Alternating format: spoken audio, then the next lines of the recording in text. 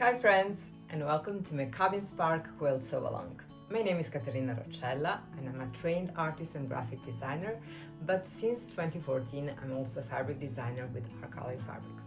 Ever since launching my first fabric collection with Our Gallery Fabrics, I've been designing quilt patterns that highlight my fabric prints in a simple yet unique way, always using traditional piecing techniques.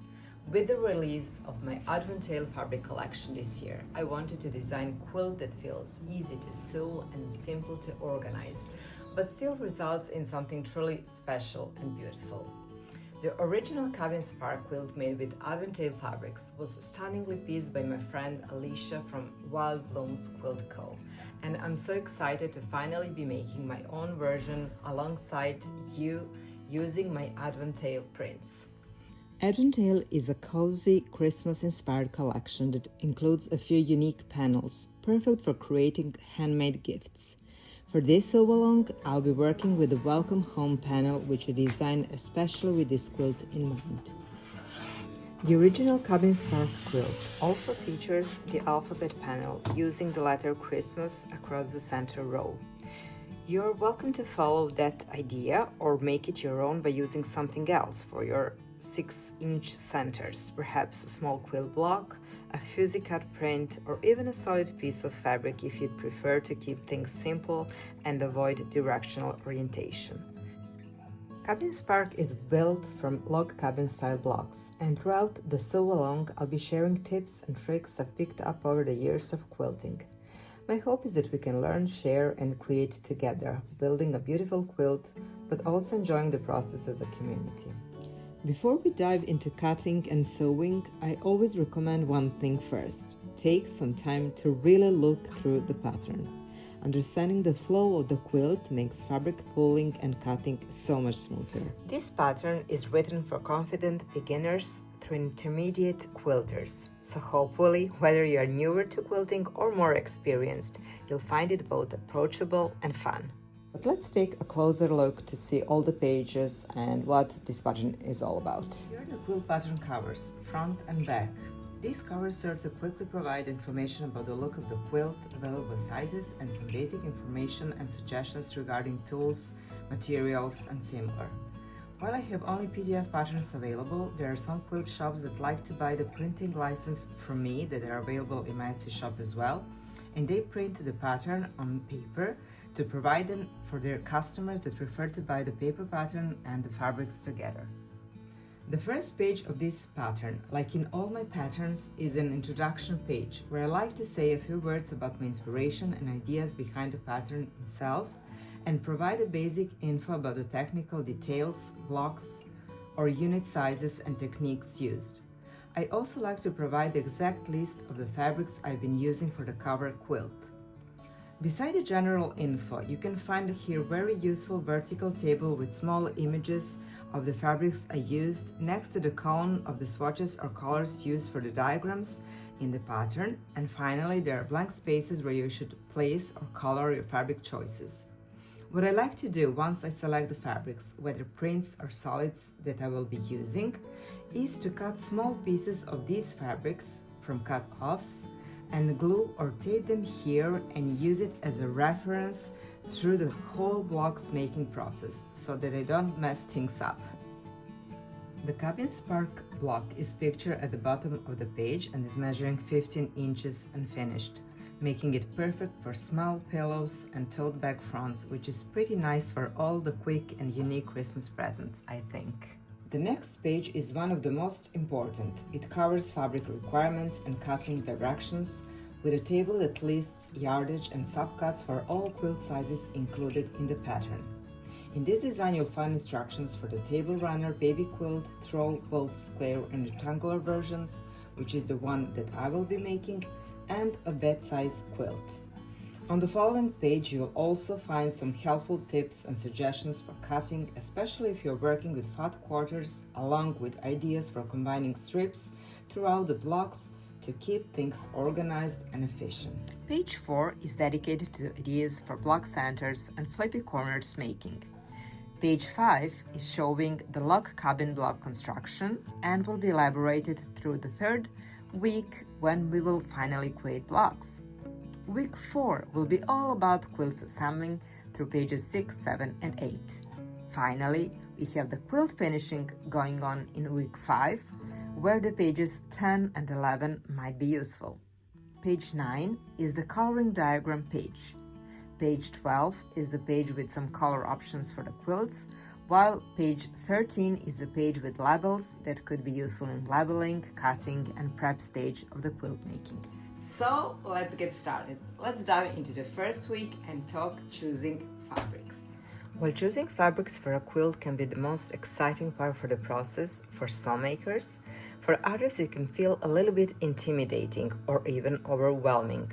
That's why fabric kits and curated bundles are often such a helpful option. Another way to test drive your fabric ideas is by using the coloring page included in most patterns. You'll find one for this design on page 9. Before we dive deep into color theory, let's touch on a few simple practical principles for fabric selection. The safest place to start is by looking at contrast. In quilts with lots of negative space, contrast helps define the line between the background and the foreground, the block or the main design. Put simply, contrast means difference, and it ensures that your blocks stand out against the background. In this particular pattern, though, the task is slightly different. Here, the blocks are unified and the secondary design appears as classic sawtooth star shapes. To highlight those stars, I use a solid white fabric, which creates a crisp contrast with the surrounding prints. So my suggestion is, for the star corners, choose fabrics that are either very light, very dark, or clearly contrasting with the rest of your palette. This way, the star design will shine through the patchwork. On pages 12 and beyond, you'll see a few mock-ups that illustrate this idea, and I encourage you to experiment with your own combinations as well. Because this quilt design is both pre-cut and scrap-friendly, the fabric requirements and the quantities needed will depend on the size of quilt you choose to make, unless you're diving into a scrap bin, which is a fantastic option for this pattern. As HF offers Fat Quarter Fabric Wonders bundles, usually consisting of 60 assorted prints from each collection, like in the case of the Adventale collection, you can easily use just one bundle. Simply add one coordinating solid fabric for the star corners and another option for block centers, and you'll have everything you need to make a beautiful baby-size quilt with 16 blocks. For my throw size version, as stated in the requirements table, I used a mix of 20 different fabrics for the logs, one fabric for the stars, and 2 fabric panels for the block centers. For this quilt, my fabric selection is based on my Adventale collection. If the collection had a wider range of prints, I would likely avoid the lightest fabrics, as they don't provide enough contrast with the white sawtooth stars. That's why I plan to use the lighter fabrics mainly for the smaller logs closer to the center of the block, where they won't touch the stars. Within the group of logs themselves, the fabrics should feel harmonious, meaning there shouldn't be too much contrast and difference in value. You can choose any colors you like, even a rainbow palette, as long as they contrast well with the star corners. One of the most common and effective ways to use contrast within a log cabin block is to select one distinct group or palette of colors or prints for one diagonal half of the block, and then use a contrasting set for the other half. This creates a striking effect, especially when you start playing with quilt layouts. However, if you're working with directional prints for the centers, you'll want to play carefully so the final image comes together the way you intend. On the other hand, if you prefer to work with a more limited palette, say just 3 coordinating colors like in this case, you can't really go wrong.